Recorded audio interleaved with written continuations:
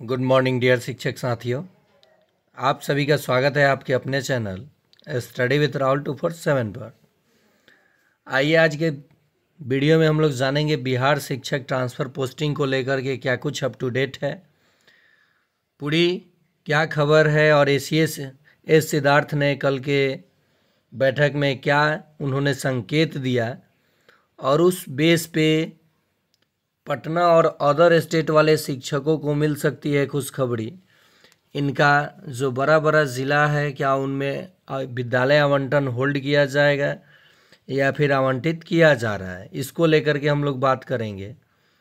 और सबसे बड़ी बात है कि 1,30,000 शिक्षकों के स्थानांतरण में जिन शिक्षकों का ज़िला आवंटित हो गया उनका 100% मान करके बाकी जो बचे 1,00,000 शिक्षक उसमें कौन आएंगे, किनको आवंटित किया जाएगा, या कौन सेम ज़िला के हैं या अदर स्टेट हो या पटना या मुजफ्फरपुर किसी भी ज़िले के हों, उसमें कौन शामिल होंगे कौन बाहर होंगे ये किसी को नहीं पता।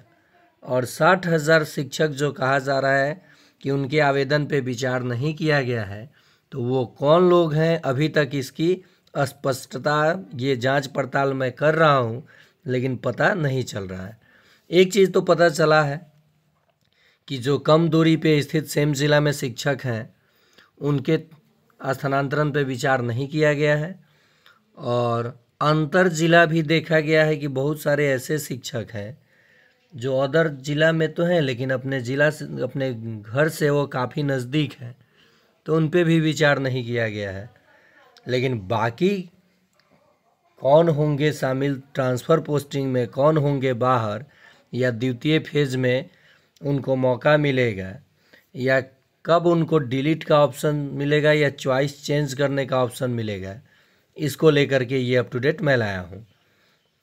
तो देखिए, कल एसीएस सिद्धार्थ ने फिर संकेत देते हुए कहा कि शिक्षकों को परेशान होने की ज़रूरत नहीं है, गर्मी छुट्टी का आनंद लें।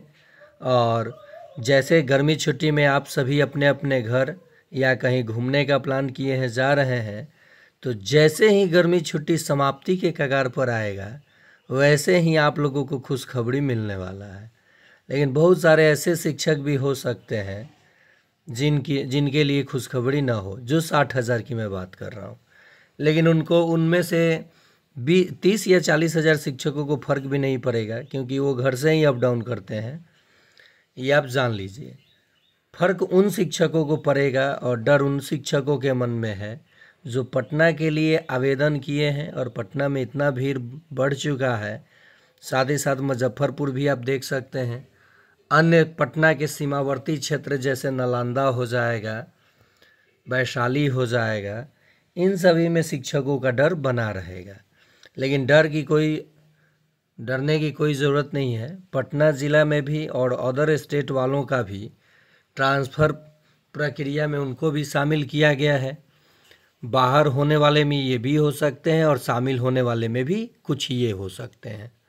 ये नहीं कहा जा सकता कि बिल्कुल अदर स्टेट का नहीं किया जा रहा है या पटना का नहीं हो रहा है। पटना ज़िला में तो ज़िला आवंटन तो हुआ था, तो जिन शिक्षकों का ज़िला आवंटन हुआ था उनका ट्रांसफ़र भी होगा। अब रहा बात कि अत्यधिक दूरी पे वैसे शिक्षक या शिक्षिका हैं जो पटना के निवासी हैं, उनका भी पटना ज़िला आवंटित करके विद्यालय आवंटन होगा।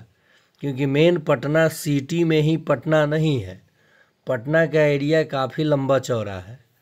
पटना में भी बहुत सारे ऐसे दियर क्षेत्र हैं जहाँ पे विद्यालय में सीट खाली है, तो वहाँ आपको मिल सकता है, लेकिन कठिनाइयों का सामना आपको करना पड़ सकता है।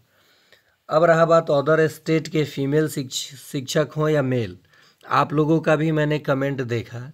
आप लोग लिखते हैं कि सर मेरा भी अंडर प्रोसेस है, होगा कि नहीं होगा। तो निश्चिंत रहें, आप लोगों में से भी बहुत सारे लोगों का ट्रांसफ़र होने जा रहा है। तो अब सबसे बड़ी जो बात है कि एसीएस महोदय ने तो ये ज़रूर बता दिया कि इस शिक्षा कोष पर आपको नए विद्यालय और ज़िला के साथ 20 जून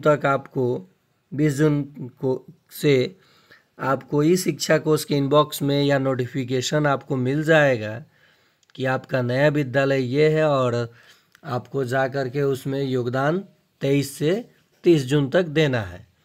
लेकिन इसी बीच आवेदन डिलीट और चॉइस चेंज करने का ऑप्शन जो बताया गया था कि दिया जाएगा 59,000 शिक्षकों को जिनका ट्रांसफ़र नहीं हुआ है, विचार नहीं हुआ है।